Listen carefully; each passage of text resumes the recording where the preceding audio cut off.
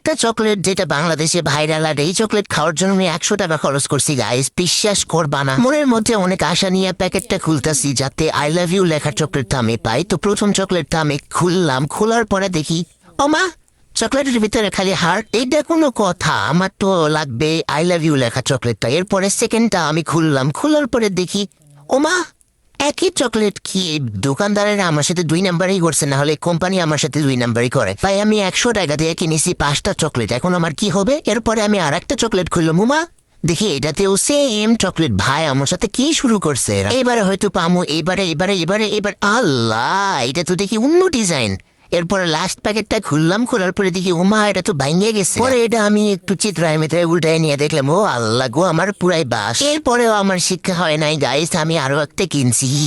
এরপরে আমি আরো একটা 20 টাকা দিয়ে কিনে আনছি যে এইবারে আমার চকলেটের ভিতরে লাভ লেখা থাকবে। আর মনে মনে ভাবতেছি এই 100 টাকা থাকলে আমার কাছে আমি কত কি খাইতে পারতাম। আল্লাহ, এটা লাস্ট চান্স। আল্লাহ আল্লাহ, এবার যাতে আমি আই লাভ ইউ লেখা চকলেটটা পাই।